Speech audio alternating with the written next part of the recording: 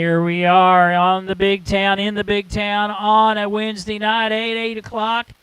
And I'm Coach, and I'm with the Gunslinger. And we are Faithletic The Podcast. You are not imagining things. You are not hallucinating. You actually have the one and only Gunslinger in the house, baby. Oh, it's good to be here, Dan. What is that commercial where they have to put the substitute in, the family? Yeah, the backup? Yeah, the backup. You're the backup tonight. Yeah, call in the alternate. Right, call the... I love it. I love it. But it's good to be back, man. It's good to be back. It's always cool to be here. KC is out with family obligations this evening. Just prayers for him and his lovely wife, Jessica. Couldn't do it tonight, but he may join us a little bit later for picks. We have as we usually do, and those who are not familiar with the Gunslinger, he was part of our show for a couple of years, and then he got decided to do his own thing, and now he has his own thing. So why don't you tell people about your own thing? You can do it better than I can. Sure. Well, it's just Duct Tape Dynasty. I don't even remember. Well, I do remember how we came up with the name, but whatever. It's Duct Tape Dynasty Sports, really. And, we go live during the NFL season. Every Thursday we try to go live at, 6:30 Central is when we try to get live. And that way we're done in time for the Thursday night game. But we pick every single NFL game. We have a group of 7 of us, and I keep track of everything. And it's kind of like a fantasy competition, but it's a pick'em competition. We pick every single game, and we have a lot of fun. And actually, this Thursday, really special show tomorrow night. So I'm really excited about that because it's going to be a whole new Duct Tape Dynasty, and I'm excited to show it off. So thank you.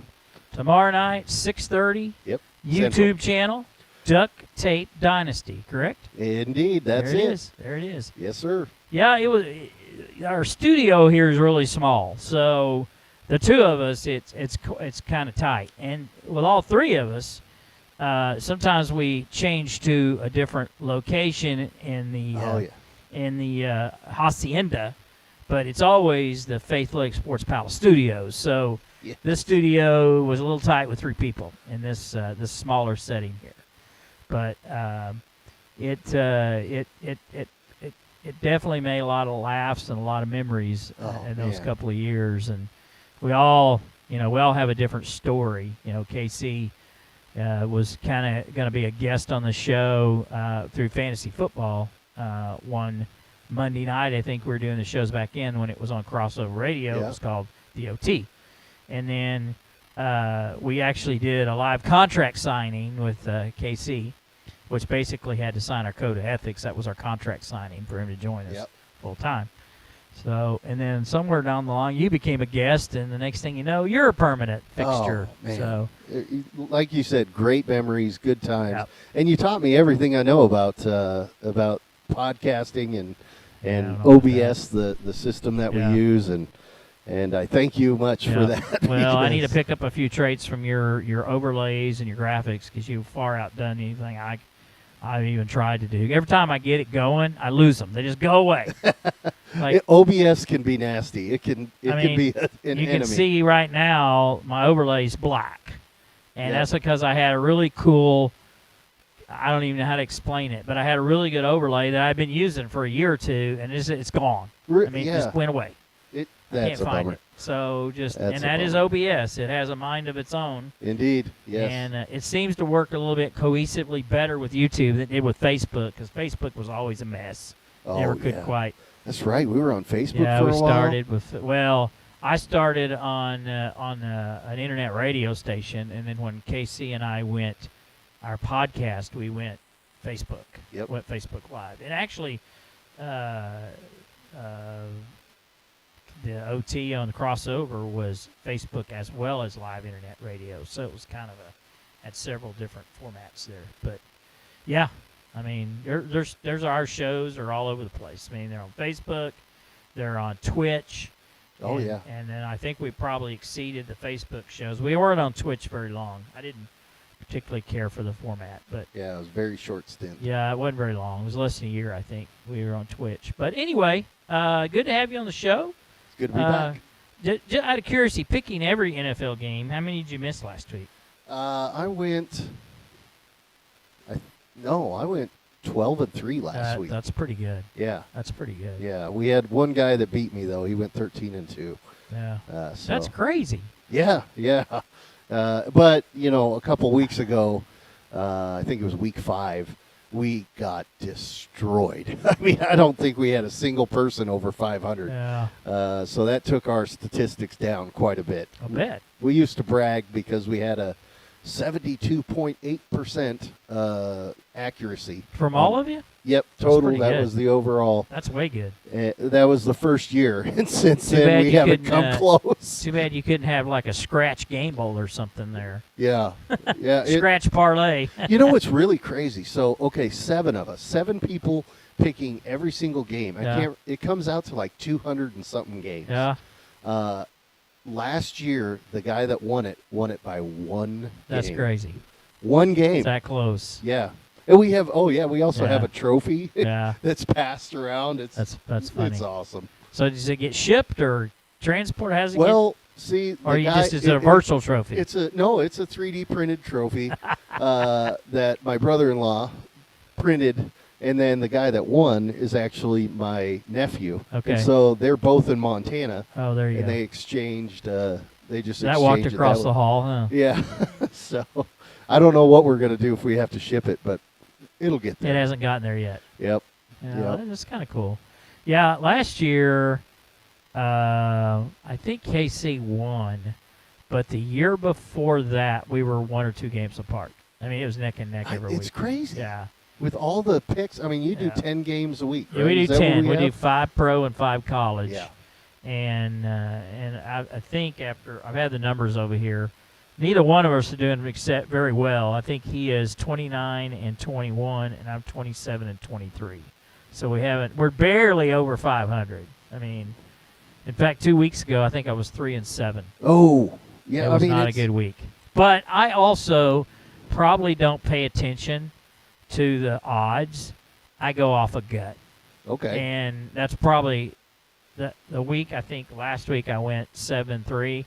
I kind of paid attention to the odds a little bit more because I didn't want to go 3-7 again. Yeah. So I'm like, you know what? I probably ought to pay attention a little bit. So probably picking more off of gut and off of tradition and instead of and who really should win. And and then I kind of made a couple of gambles last week. I don't remember which ones I went off the cuff off a little. OSU, I knew better. I mean, I thought there'd be a awakening in Stillwater, and I thought maybe they'd figure out a way to win that game, being homecoming and all. And they played better, but the result was the same. I mean, that team. Yeah. Well, I mean, it got Mike Gundy fired partway through the season. Well, it didn't even get partway, really. I mean, it got sort of way, but. How many games? Like 3, 4? I think so. I think it's 3 games in. Let's see. They lost that one. No, they won their opener. No, they got destroyed. Absolutely destroyed. And then they got beat by Oregon in the second game. So they won their first one, lost to Oregon, lost to Tulsa. 3 games in. He was 3 games in. Oh yeah, when they lost to Tulsa. That was insane. So I mean, 30% of the games basically, not even that many, because they play 12 games now, roughly. So I don't know. We could kind of have a conversation about who's going to be the next OSU coach. I did see somewhere that a name I dropped years ago about replacing Gundy when he retired has surfaced as a possible replacement. What's that name? Josh Henson.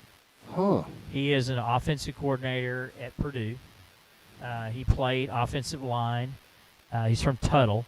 Okay. Played offensive line for OSU. Was an assistant for OSU. In fact, the last time he was assistant was under Gundy.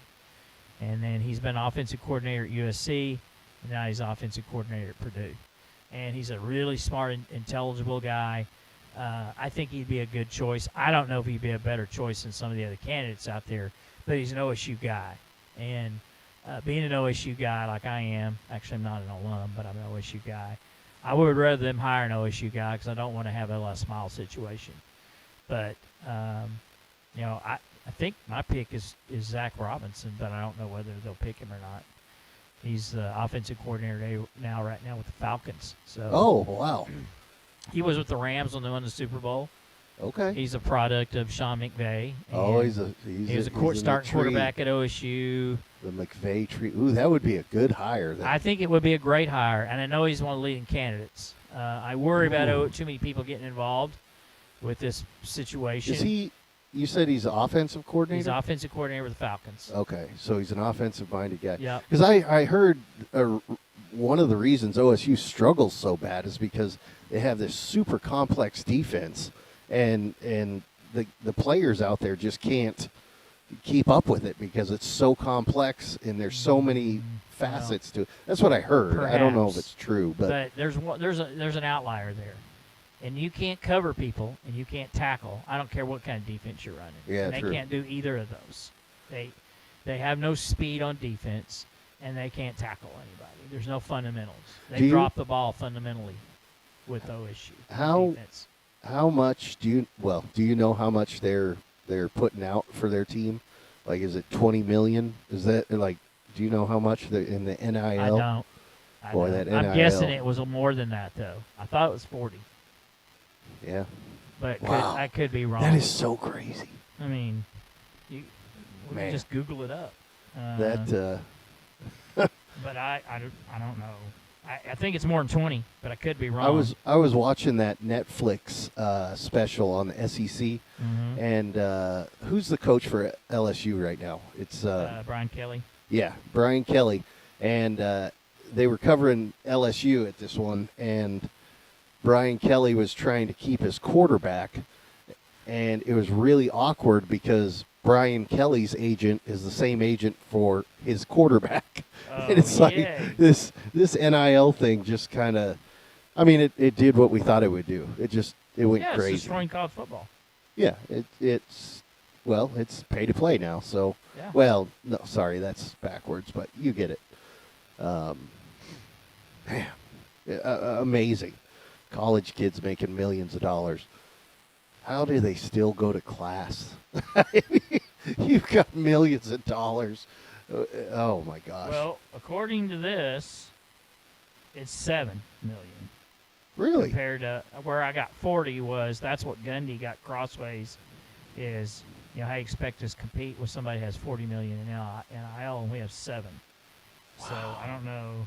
Spent $10 million last year or this year on football is what they're saying here in this article. Between 7 and 10 million. I'm going to use Chat GPT and see what it comes up with. The year before they sent 2.7, so they almost tripled it. They did triple it, and that's what the powers that be at Oklahoma State were upset with Gundy is they felt like they made a sizable investment. And they didn't get a return. They didn't get a result. But, I mean, if you're trying to compete with $7 million versus $50 million or $40 million, you're just, your quarterback's getting paid $250,000. You're playing against a quarterback that's getting $3 million. It's a big difference. Yeah. I mean, it's a big difference. Absolutely. What made Gundy so successful is he could find look, these are all great ball players and great talent. But Gundy found a way to get them fit into the system and coach them up. He's a great coach. Yeah. I mean, how long was he there? He was 19 or 21 years or something like that. It was unbelievable. And he had a really good run, honestly. 2005 was his first season because 2004 is when this is his 21st season. I mean, they should have gone to the national championship a while ago. 2011. Yeah, and that's, I mean, so there's no doubt that Gundy was a good coach. I feel like he kind of towards the end. During the 2010 to 2019, they had more wins, and I think were ranked higher than Oklahoma was in those 10 years or whatever. It was fun. Yeah. I mean, I had season tickets the Brandon Whedon year. Yeah. And 2011. That's the year they should have won it. Yep, they won the Big 12 though. Yeah. And they should have gone to the national championship. They probably would have got killed. I don't think so. But I don't think so. I mean, we'll never know, unfortunately. No, but that was the thing that's so aggravating is they were, the ESPN, the powers that be were so they had to have a storyline with SEC rematch without because they played early in the year and the score was like 9-3. Yeah, right? it was so we got to have boring. a rematch. There wouldn't have been a better storyline than pitting Mike Gundy against Les Miles. And they just completely dropped the ball on it. Yeah. The former coach who left the team to go coach, and here's his protege basically, because Gundy worked under Les Miles. Oh my gosh! For a while. So I don't know. Just I maintain. You go look at them in basketball and baseball. They always get a terrible seed, and when they get in the NCAA tournament, they always get a lower seed than they should, and they always play a higher seed than they should. Yep. And they're out one and done almost every year. And they have no juice, no power. Baseball's the same way. They get a horrible draw in the regionals, and then they can't never get out of it. Is that a Big 12 thing, or is that it's an Oklahoma State thing? It's just it's specifically Oklahoma State. I think it is. Yeah, it's. But I mean, I've always thought that it's the lower podunk schools. But then you look at Indiana's the number 2 team in the country, and they're more podunk now than they are. Now though, Yeah, it's like true. it finally kind of they started letting it. 2 or 3 years ago was when they started. Like, remember TCU was in the. I mean, they were in the national championship game 2 years ago or 3 years ago. And so they finally kind of broke through that wall and said, all right, let's do this and of course now we've got a whole playoff system. Well, you got 12 teams. You're going to have this Yeah. Teams that probably don't belong in there. I mean, last year there was so many blowout wins. Yeah. I don't know. It's going the right way. Now, NIL, that's a whole different thing, but at least the college football playoff thing is going the right way. But OSU, being an OSU fan, even though we just talked about the fact that they should have been in the national championship a few years ago, every OSU fan is a pessimist. You know, of course. because we just get we learn to expect it. We get kicked in the, it's going to fall apart. Just wait. All the time. And so my whole MO with OSU is they just for a minute, they think that you amount to something, but eventually they end up breaking your heart. Oh yeah, that's what they are. That's their MO. It's always been their MO. And that's the hilarious thing about it is. So I'm an OSU fan, right? I didn't go to OSU. I didn't grow up in Oklahoma. I didn't. Yeah. Now, when I joined the military, I thought I was going to see the world, and I went to Oklahoma. 3 different Oklahoma bases. so much for that idea. Anyway, I went to Montana State for school. Yep. And that is literally the OSU of the Big Sky Conference. Okay. It is the exact same thing. So when I picked OSU as a team, I had no idea. Stepbrother syndrome. Yeah, and the reason I picked them is because of meeting Russell Okung on the on the plane. Yeah. And then I became an OSU. He gave us tickets and sweet. That was. I have a Chargers jersey, game-worn Chargers jersey that he sent me. Yeah, you wore it here, I think. Yeah. Is that the one you wore here one time? No, I couldn't even fit into it back when I was skinny, which is hilarious because he's a lineman and was 300 and something pounds. Yeah. I mean, those jerseys are so you can't hold them. Tight. So you can't hold them. Yeah, that's exactly it. I mean, but I was dumbfounded by how tight they are. Yeah. Because he, at the time, again, I was like 100 pounds lighter, but he was, 150 pounds more than I was, and I still couldn't put that jersey on. They make them that way so the offensive lineman can't hang on to them. Yep. Oh, my gosh. But I can't, how did he breathe? I don't know. But anyway. Special material. Anyway, so sorry, I kind of went on tangent there, but that's what our show is. We just kind of get lost in the sauce. I will say one thing though. So my oldest kid, ended up. He never had been to Montana. Well, he went one time and went skiing, He grew up in England and Oklahoma specifically. And he went literally for like a week. We went to Montana, went skiing. He went snowboarding. He fell so in love with it that he's like, you know what? I'm going to go to Montana State. And so last year for our Bedlam game, Bedlam, we play University of Montana, and we always lose. Yep. Well, the team was 11-0 going into that for the first time ever. And I flew out. We actually did a special and had one of the coaches on. It was the coolest thing ever. And it's still out on the Duct Tape Dynasty page. You can see it. But the team ended up going 12-0. They won the game. It was like we were emotional. It was just beautiful, man. It was a storybook. And then they lost in the national championship. Yeah. But whatever. It was South Dakota State. Yep. Yeah. Second time. Buzzsaw.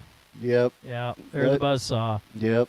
It was awesome, though. Yep. I mean, it was so cool to be with my kid.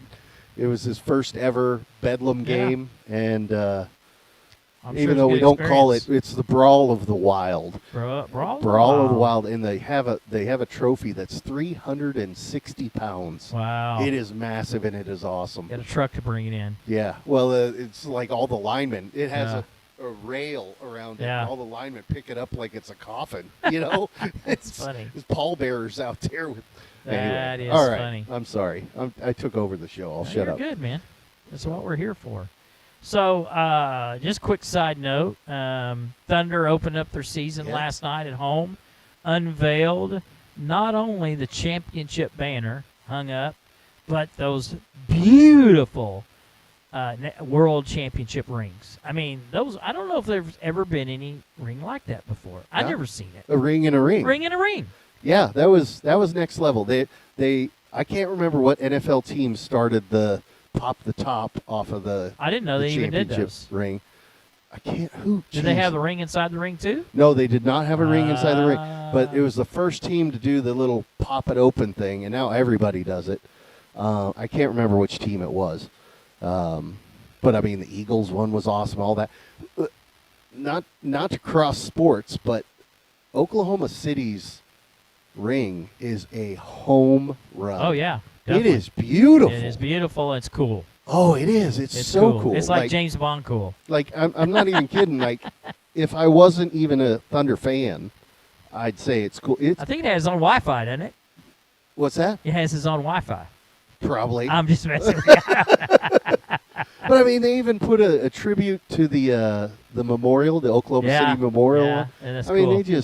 It was just a home run. Yeah, yeah, they did beautiful. it right. If you haven't seen it, for anybody watching, go look it up. There's actual videos of them showing the dissection of it on YouTube. They just got pull it up and look Oklahoma City Championship ring, and you can watch them. Kind of a virtual reality type of movement where it opens up and the ring comes out, and they got all the numbers of all players on the little ring. Yep. And then they have the number of the player his ring it belongs to stands out, and then the signature of the player who has the ring inside the ring. And their number is a little bit bigger. Yeah, that's what I mean. It stands out. And it has diamonds. Yeah. So I mean, it's anyway. Pretty cool. Yeah. Pretty cool. Whoops. They did it right. And and they also spent probably $50,000 on each one of those rings. Oh, I if not more. I mean, geez, all the diamonds in that thing. That thing is big time. Yeah. So I'm looking up the Super Bowl winners right now because maybe that'll help me remember who. It was Kansas City. Oh, okay. Kansas City was the first one to start the little pop the top, and it had the stadium or something inside, and now everybody does it. And I like it. I think it's cool. So you mentioned Kansas City. Let's just kind of segue into. Sure. I know we didn't really. First of all, you got to understand, people listen to our show. We generally don't script anything. I mean, I never have. I just go off the cuff. I might have a few things I want to discuss. Sure. But so it just kind of popped in my head. Maybe you and I give our top 5 NFL teams right now. Ooh, okay. Let me. Man. Who you think the top 5 is? Who I think the top 5 are? I like it. Let me pull up. I need to kind of look. I got to look at the teams here and determine. Okay, so Minnesota for sure. No, I'm kidding. I'm kidding. I mean, okay, is Buffalo in there? Yeah, definitely. Philly. Is Philly? Well, let me go here. Okay, so I'll give you. All right, so I'll tell you what. Let's pick 3 in each conference. You got 3 in the AFC and 3 in the NFC. So in the AFC, I'm going to say the Bills. I don't know if any of the teams in the North are in that category because you got Steelers, Bengals, and Browns and Ravens. I don't think so. I mean, if Lamar was healthy and they were playing, I mean, they're 1-5. They were losing games when he was still healthy, Josh. Remember that. They were still losing games. Yeah.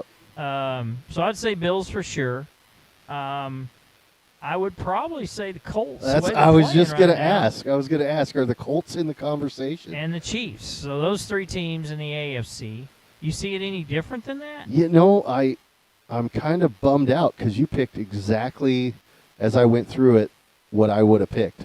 Now, the Bills, surprisingly, aren't even at the top of their conference right now. Yeah, granted, we're 7 games in. But Patriots, I don't even know if they're for real or not, truthfully. Probably not.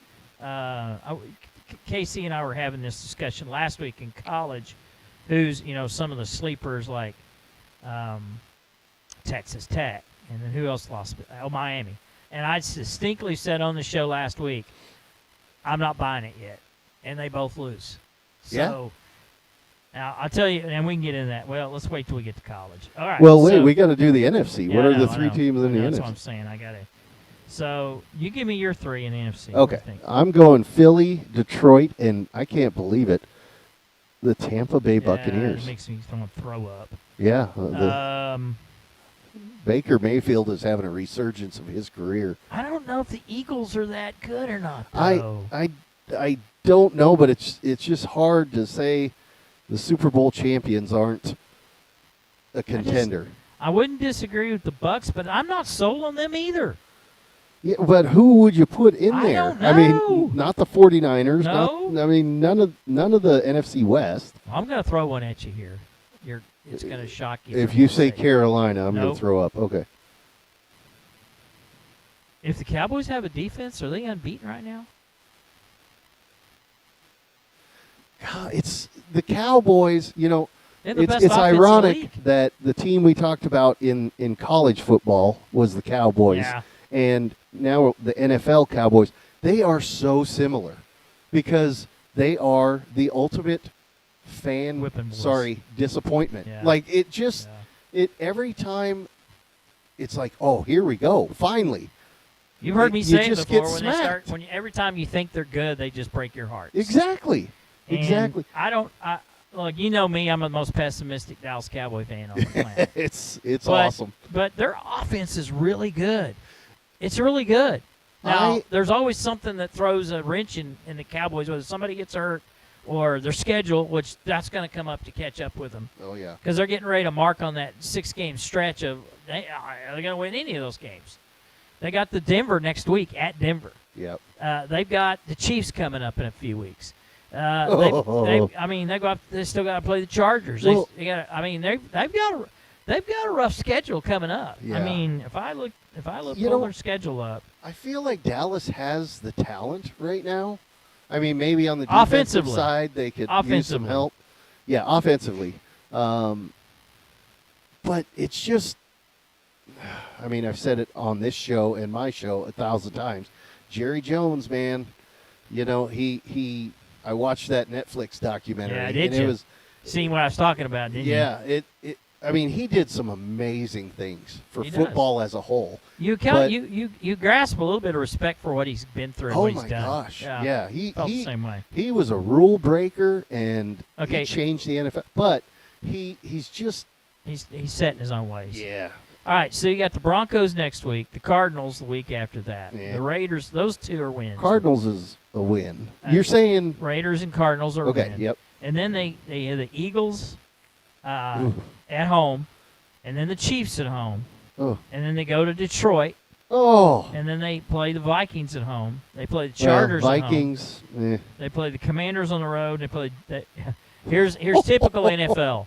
The last 2 games on the road. I can't tell you how many times it's happened the last 15, 20 years. You know, So they're 3-3-1 right now. This is what I like to do KC. So Broncos winner. Well, let's hold that one for a second because it comes up on our predictions. Let's go the rest of them. Can I say one thing? So what's their record? 3-3-1. Why does the NFL still have a tie? Because they're afraid somebody's going to get hurt. It's all so about protecting stupid. Players. So stupid. Anyway, but all right. So let's hold off on the Broncos game. Yep. So Cardinals is a win, so that's 4-3-1. Raiders is a win, that's 5-3-1. Eagles, I think, is a win because it's at home, 6-3-1. Lose to the Chiefs, 6-4-1. Lose to the Lions, 6-5-1. Beat the Vikings, 7-5-1. Chargers is a gimme. I think they win that game. 8-5-1. Commanders on the road, they lose, 8-6-1. They beat the Giants. They are 9-6-1. 10-6-1.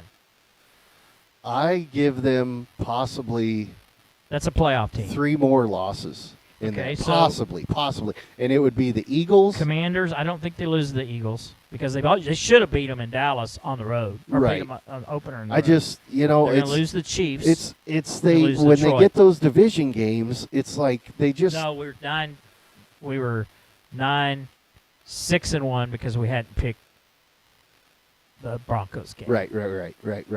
So anyway, I think, I think they lose the Eagles game. I don't. I think the Chargers is actually a 50-50 because It's a gimme. That's what I mean by take 'em. Okay, Or it's okay. a take 'em game. I mean it's a take 'em game. So Pick 'em.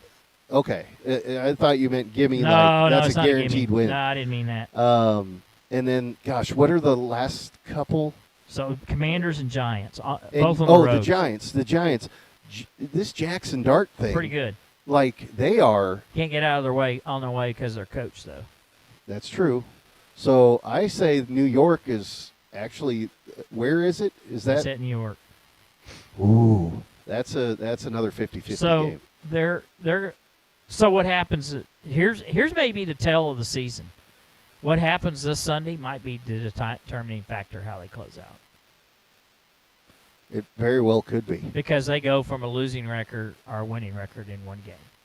Yep. And they'd be hard to catch up because even though they got the Cardinals and the Raiders, they also have a tendency to lose one of those teams they should beat, and it's usually the Cardinals. I don't think they beat the Cardinals. When in is their 20 bye? years. I think after this game. Nope. What's okay? Better Yes, yet, no. what is the team they play After the after the Cardinals. bye? Raiders. See, there you go. That's the what do they call that? The catch 'em game or what do they call that? Oh my gosh, that's bugging me now. It's a trap, Trap game. Yep. So and it's at Oakland or at Las Vegas. that's a trap game. So that's a game they lose. That's a classic. Probably Dallas lose it. throws a, yeah. That would be a classic Dallas. They move. have the Eagles, Chiefs, and Lions all back to back. The Eagles on Sunday. They play the Chiefs on Thursday, and then the following Thursday they play the Lions. So what is that, a 10-game stretch, 11-game stretch, 11-day stretch? They have three of the best. They were on our list of best teams in NFL right now. Boy, and momentum is a real thing in football as a whole, and I think really especially in the NFL. Now it's more so in a specific game. That's where momentum. But boy, that's gonna devastate the team. You're walking into the first game that you really should win, and you're 3-6-1. Is that what we get? No. Possibly 3-7-1, depending upon what happens with the Broncos. No, they're going to win. So let's say they lose to the Broncos. Okay, so 3-4-1 after Broncos. Okay. They come back and play the Cardinals. They probably should win. So now we're at 4-4-1. Say they lose to the Raiders, 4-5-1. Then they got the 3-game stretch with Eagles, Chiefs, and Lions. So let's say they lose all three of those. So that's 4-4-1. 4-8-1. 4-7-1. 4-7-1. No, because it was. 4. Yeah. Oh, okay. Yeah. Yeah, we were 4-4-1, so it'd be 4-7-1. 4-7-1. See, but that is such a. You and look then at that. And then that's it's Vikings, Chargers, Commanders, Giants. If Vikings, they won all they 4 should of win. those, then they would be 9-7-1. No, that'd be 8-7-1, because they were 4-4. That's correct. So Yeah. 8-7-1. So I mean, just over 500 ish. Oh wait, we're missing a game then, because that's only 16 games. 8-7. 9-7-1. Oh no, you're right. Did you say 9? Oh 8. no, I said 8-7-1, 8. 16. There's 17 games. We missed one somewhere. Yeah. Anyway, Well, but bottom line, it's 10-6-1 gets them in. Anything less than that, I think they're out. Let's put it that way. Yeah, I agree. Which means they can only afford to lose 3 more games, and they're going to lose more than that. Yeah, They're gonna lose more than it's tough. I mean, it's tough. But I will say this: I like Brian Schottenheimer. I like him. And you weren't totally sold on him when they hired him, right? I wasn't, but I was definitely glad to see somebody besides Mike McCarthy. Right. And the guy if I got to before, listen to Jason Garrett Sir talk claps about a lot. Yeah. what somebody should be doing on each, I'm about ready to throw up. That- Can we please get him out of there? He's So- terrible. So, and I'm not trying to segue to this, but Yeah. I just went to a Formula One race down Right. in Austin, Texas, and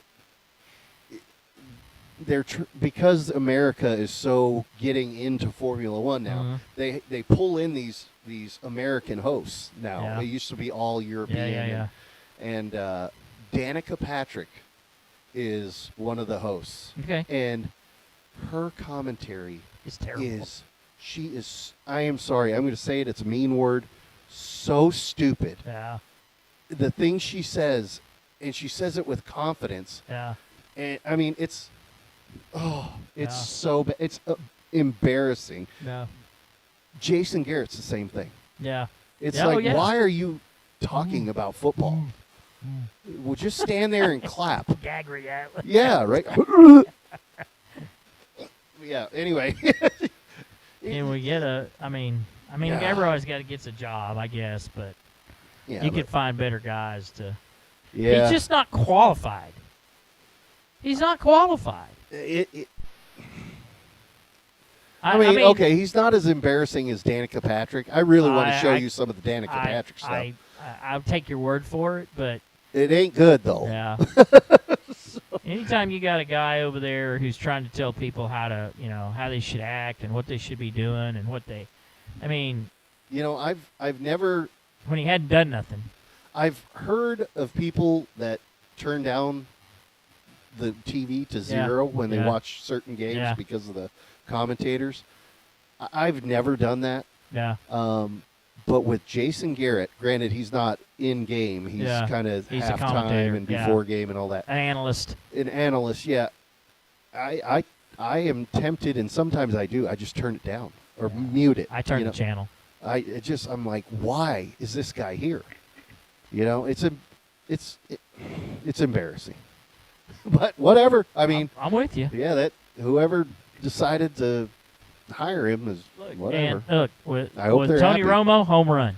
Oh my Yeah, gosh, he's out so of the good. park. So good. So good.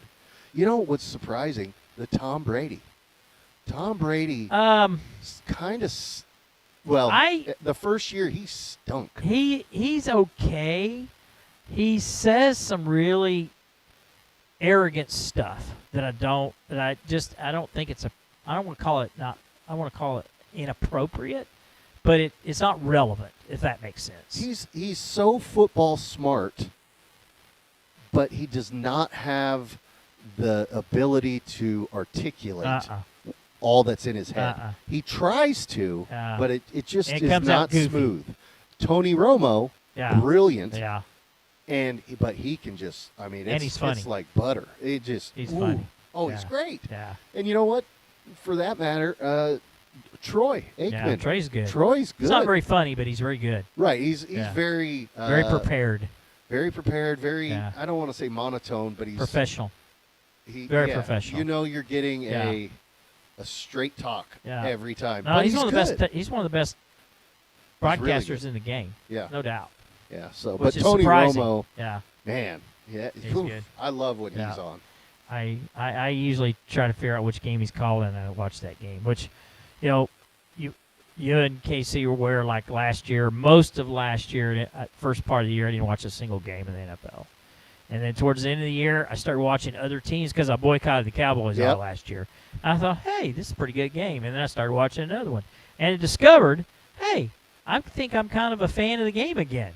And so, because I used to just watch Cowboy games. I didn't watch the rest of the NFL. And Cowboys come on, game was over, I go, I quit watching. But this year, I've been watching. It's been fun watching teams. The NFL is a good product. It's pretty good. It's a good product. It's pretty good. I'm a little, I don't want to say concerned, but I question some of the international stuff. Yeah, I don't like it. I understand why. Are we going to have an expansion team in London or something? What's the plan here? And are you insuring a loss for every team that goes over there? Because it's not. The team that I guess you're going to have, like, let's just say they put a team in London. Let's just say the London, double James Bonds or something. I don't know. Whatever you call 007s. 007s. So, how are you going to work that out? Oh, that's a nightmare. They would have to be remote and just kind of stationed in the United States. That's how they would have to do it.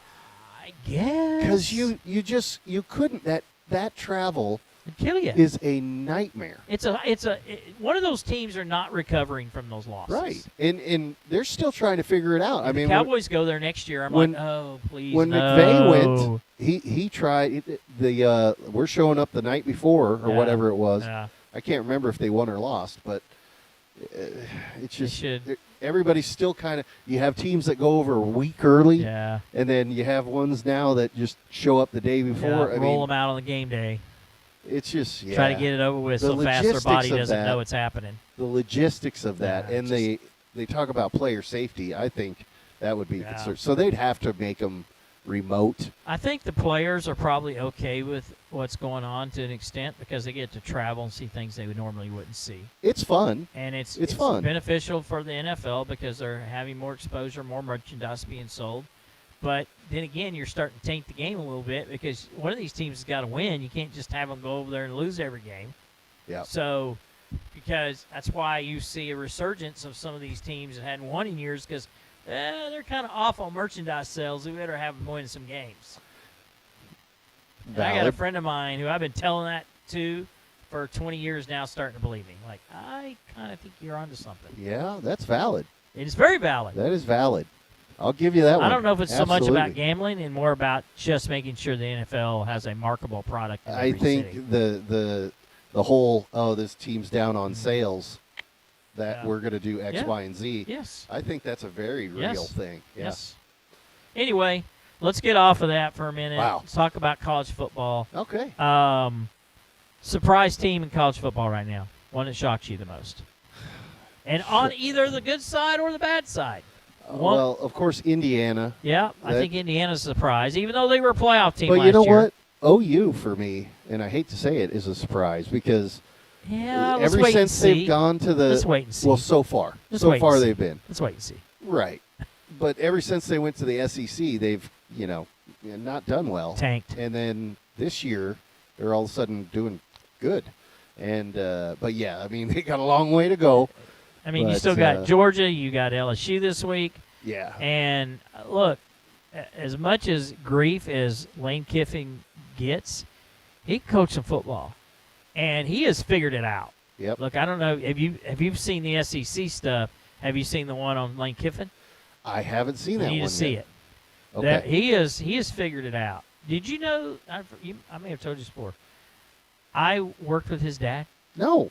So, Monty Kiffin, who used to be the defensive coordinator at he's creator of the Tampa 2. Okay. He created really? Yeah. He was defensive coordinator for Gruden. He was also the defensive coordinator for Lou Holtz when I was at Arkansas. Each one of the coaches got their own trainer that followed them around when they went in their drills. I was Monty Kiffin's guy. How about that? Yep. That's way cool. And I remember Lane Kiffin. Wow. Yep. Amazing. That's a cool story. Yep. That's he's cool. Got so much grief because he's been fired at USC, fired at Oakland Raiders, fired at Tennessee. Look, but there was some things you need to watch the show. Yeah. Because there's things personally he's dealing with, to where he had some alcohol problems. Okay. He's sober. Good. He and his wife divorced. They're back together again. Oh, Got good. remarried. So he's kind of, and when you listen to it, he's biblical. So there it I is. think he's kind of figured it out. Yeah. Yep. I like him now. I used to not, but Yep. I kind of like, you know what? I think Lane's kind of figured it out. Good so for him. Yeah, I'll have to. It's on that SEC thing. I think so. On Netflix. It's either that or on the SEC network shows. I think it may be on the SEC network one. Cause I'll look for it. Yeah. Well, yeah. Lane Kiffin's. It's a 30-minute hour show, and anyway, they were talking about how he was possibly a candidate for Florida. He ain't going nowhere. No. He loves it at Ole Miss, and his family loves it at Ole Miss. Yep. His wife loves it at Ole Miss. He ain't going nowhere. You know, but you talked about him being fired here, there, and the other places.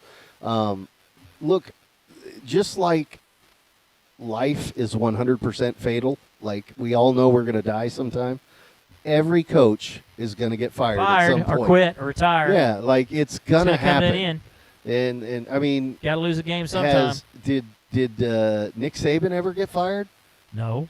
Okay. Oh, yeah. No, he did not. He did not? Oh, yeah, he did. What about the NFL? Didn't he go to the NFL for a while? He did get fired with the Dolphins, or he quit. He was one going of to the get fired. Two. Okay. No, he was on staff with Belichick when Belichick got fired with the Browns. He was on staff with Belichick. That doesn't really count. Yeah, no, not as a coach. He was going to get fired because he was at Michigan State. Everybody hated him. I said, you better watch out. This guy's a winner. I said this 25 years ago. Wow.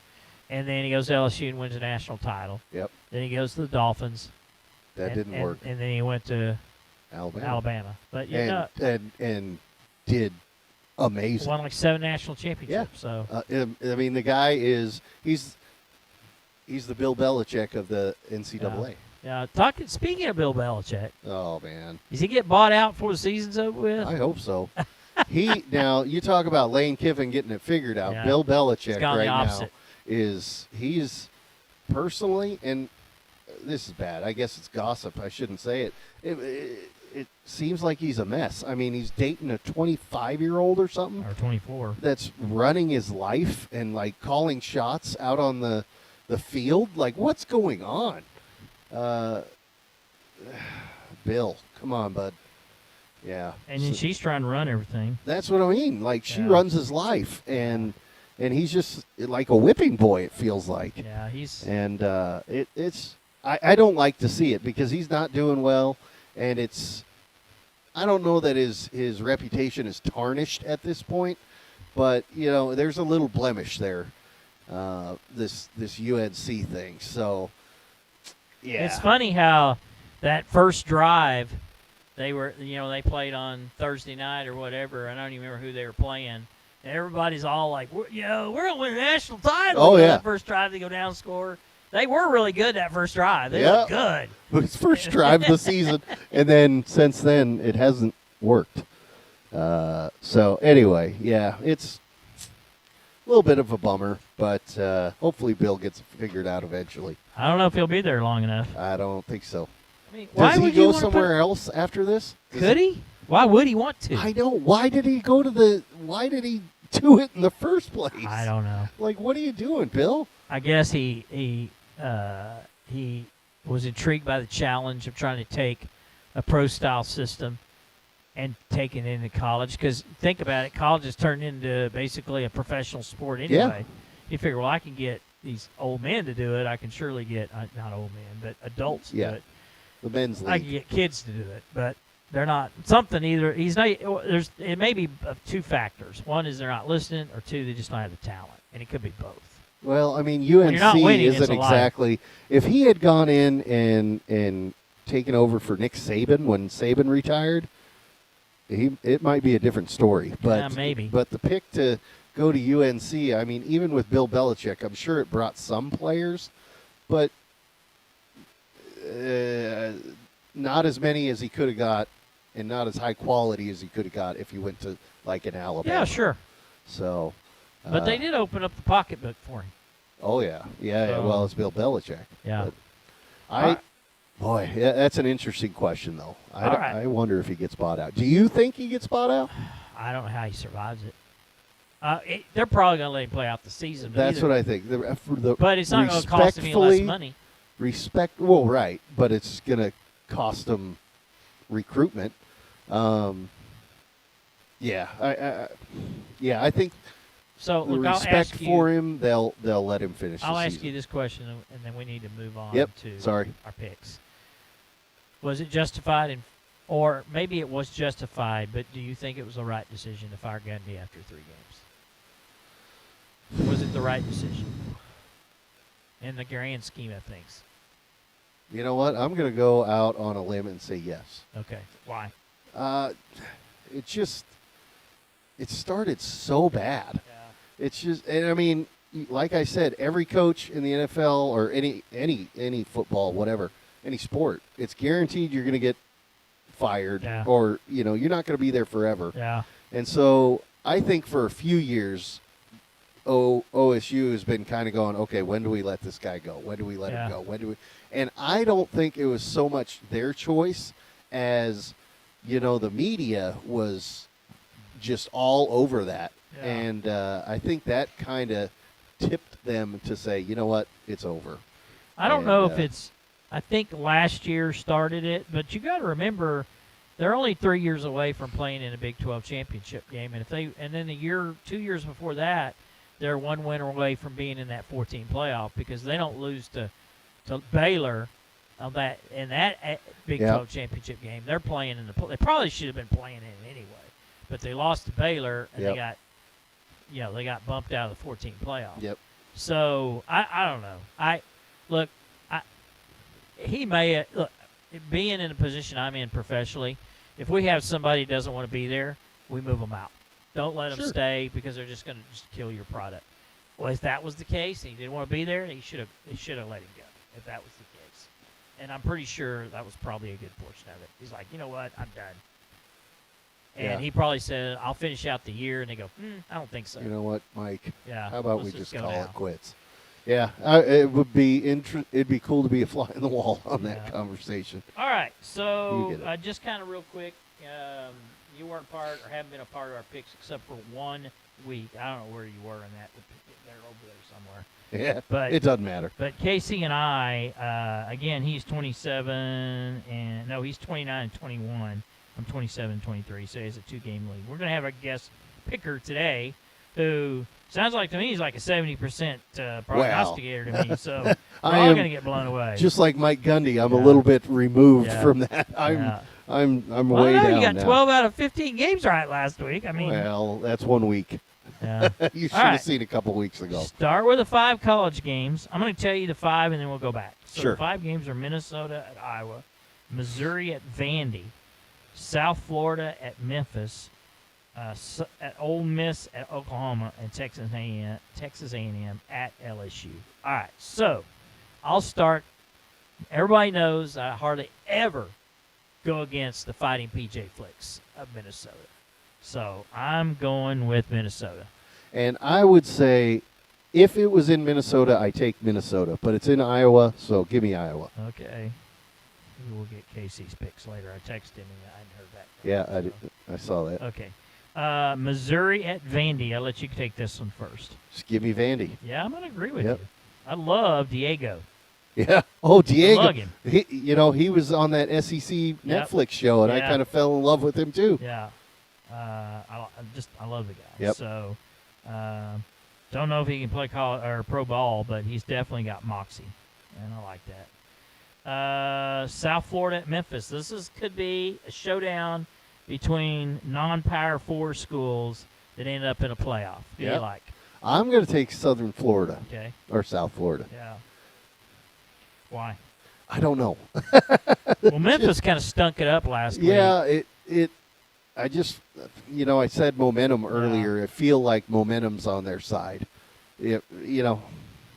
All these games are, they could go either way. It's tough games. But I have a knack for not picking the easy picks. Yeah, well, that's good. That's what it's all about. But, I just give me Southern Florida. I'll go with you.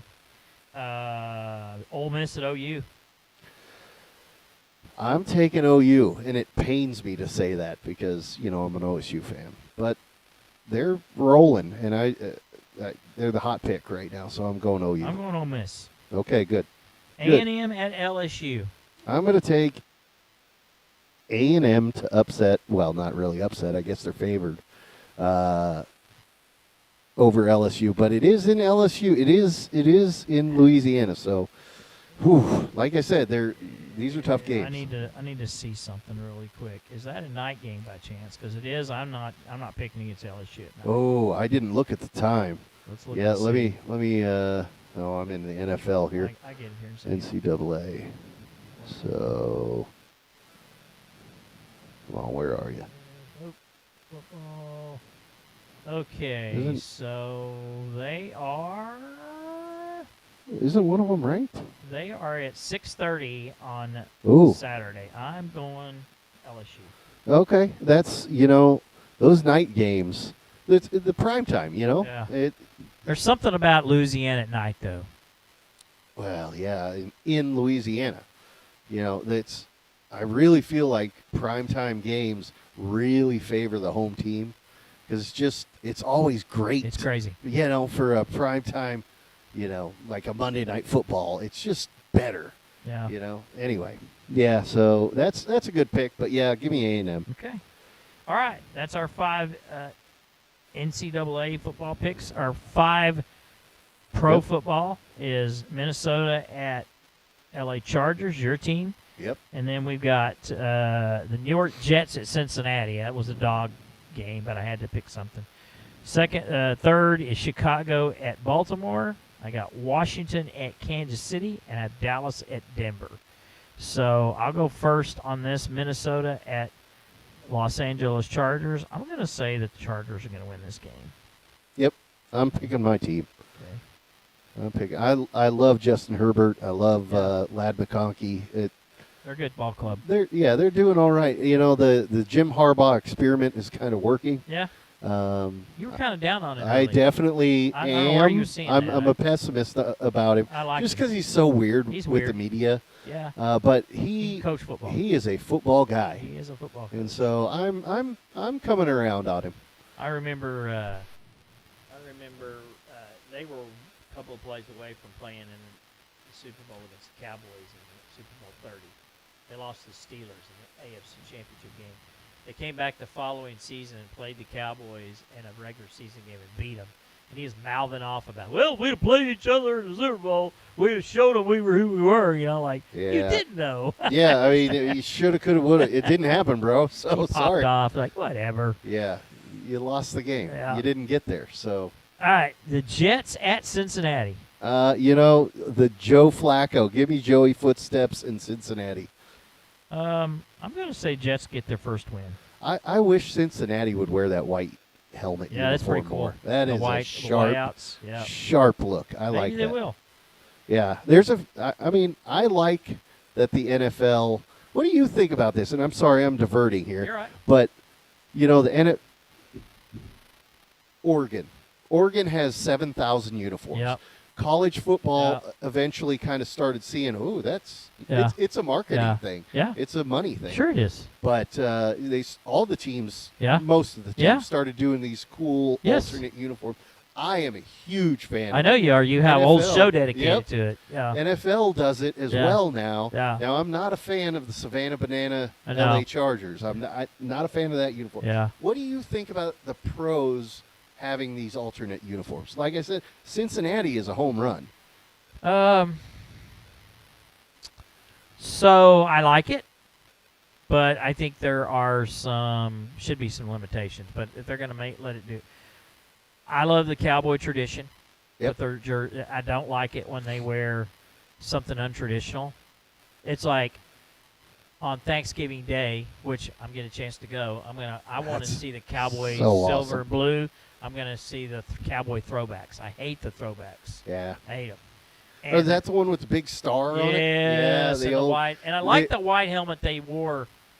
The white helmet last is week, sharp. But it's different. It's like the plain blue logo There's they did. Oh, they went with that one. They went to the whiteouts. I like the more modern one where it's a red, white, and blue.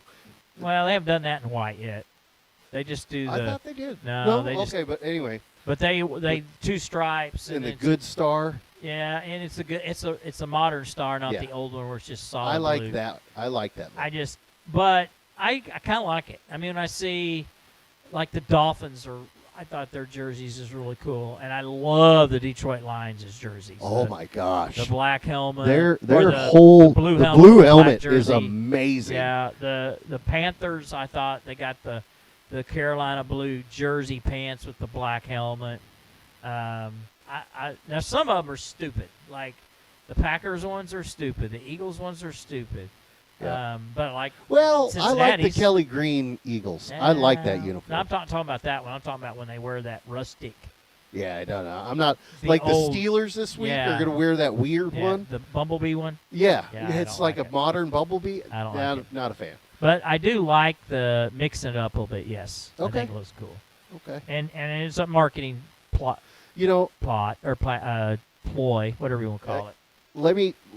I'm sorry. Let me do this real quick. I think the NFL should do what we call in my show an eclipse game, and it's either a whiteout or a blackout. But I think they allow the season ticket holders the ability to vote on which home game they play in that uniform. Yeah, I think that would huge marketing thing. See, for the Cowboys, and I say I don't like the throwback, I would like to see the 70s blue, which was more of a well, it's not quite that light. The Thunder blue, it's not quite that light. But they wear the navy blue now.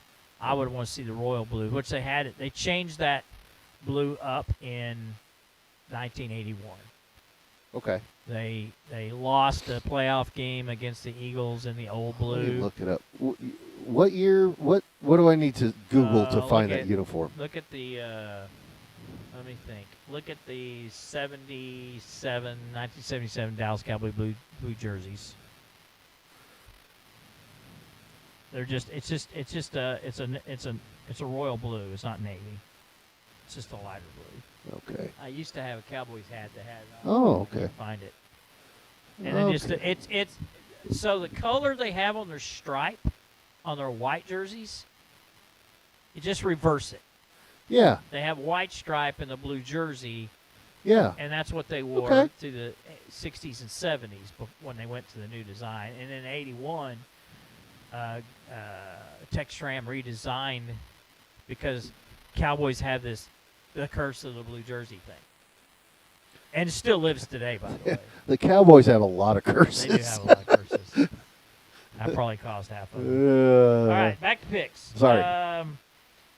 Chicago at Baltimore. It's actually, I think, a little tougher than it seems, but Chicago's hot right now. 4-game winning streak. Make it 5. Give me Chicago. I'm going to go with Baltimore. For some reason, I think they'll win at home. I think it could go that way. I really do. Washington at Kansas City. Kansas City. Yeah, I don't see. I mean, they've just got all the talent. So they should. Now, Jaden Daniels, I love him. And I know it's in your division. It's a rival. But I like seeing that team doing well. I wish they'd go back to the old name and everything. Yeah, so do I. But I don't think we ever I like will. Dan Quinn a lot. Yeah. Their coach. Yep. So, all right, and then Dallas at Denver. You asked me. I did. I'm going to give you my pick first, but I am interested, and I might change it based upon what you say. I'm going I'm going Denver. It's in Denver. It's in Mile High. Denver. I wish that I'm in a bad spot. So I kind of was starting to get on the bandwagon of Brian Schottenheimer, and this team their offense is really good, but they're also against one of the best coaches in the NFL. Yep. So that to me is the deal breaker. So I'm going to go with Denver. Okay. Now I could change my mind And if I do, I'll let you know. You got to do it before Thursday at 6:30 probably so not I gonna can do change my pick. But I do think Dallas has a shot to win it, and it wouldn't shock me that they did. But I don't see them beating Sean Payton. Just don't see it. Yeah. Okay. So if you're joining us for the first time, our name of our show is Faithletics, and we're a little bit of combination of faith and a little bit of combination of sports. And at the end of every show, we share some hope and truth in the gospel. And both of us are believers, and we just want people who tune in to hear something a little different. I have a very brief one today. It's an abbreviated version. But one of my good friends is the former CEO of Blue Bell Ice Cream. Yeah, Mr. I remember Ricky that. Dixon. And he wrote a book a couple years ago called One Scoop at a Time. The Bible app actually developed a devotional based off the book. Cool. And it's a 5-day devotional. And I'm going to kind of paraphrase some of it, but it's called The Choice. Whether or not we admit it, we like to make our own choices. When asked, where do you want to eat, we may say, we don't care, but we do have an opinion. And most of the time, we prefer our choice because it gets us what we think we want. Choices are part of God's beautiful design for us in our lives, and yet so often we let our choices lead us down a path that isn't good for us. Sometimes our choices even take divine intervention to recover from. With all the choices Adam and Eve were given throughout each day, their ultimate choice came down to their devotion to God himself. He gave them freedom, the option to love him or not. They were God's creation, and he clearly established parameters for their protection.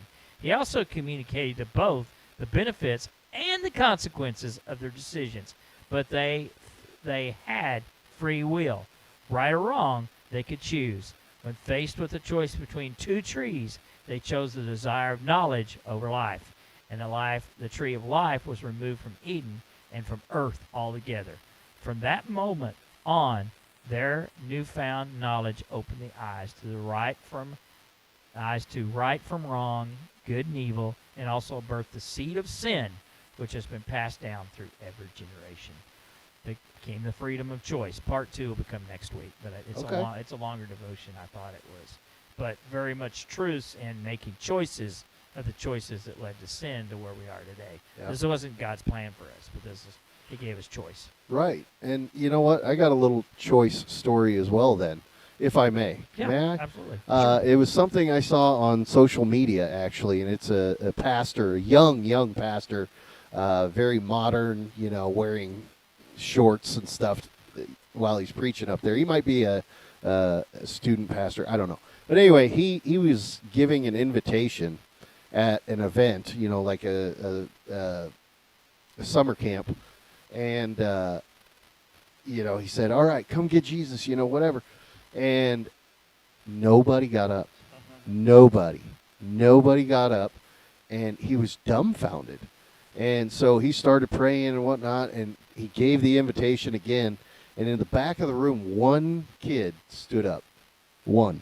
Wow. And that kid took it. He walked out and walked down the aisle, and partway down the aisle, well, most of the way down the aisle, the pastor stopped him. He said, stop. And he stopped everything. He stopped the music, everything. And he said, turn around. And the kid turned around and saw hundreds of other kids who had now got up based on his choice to be bold in his faith, in his newfound faith, and actually get up, stand up, and go for it. And look what it did. You know what I mean? Yeah. We have the choice for sin, and it does bad things. Yep. But we also have the choice for the right thing, and Absolutely. It can have a monumental impact on many, many lives. And that kid, his decision to be bold, it worked out. One thing I love to hear is no matter what path you go down, it only takes one step to go back to God. One step to go back the right direction. That's good. No matter how many steps you take. That's good. So take the right step. All right? Yeah. It's been a great night having the former co-host and the creator of his own show, Duct Tape Dynasty, joining us tonight. Catch him tomorrow night at 6:30 on YouTube. He's got a heck of a show, and I love listening to him. Tune in. I'm Coach, and I'm with the Gunslinger. And we are Faithletic The Podcast. Have a good night. Thanks for joining us. Thanks, everybody. KC, we'll see you soon, buddy.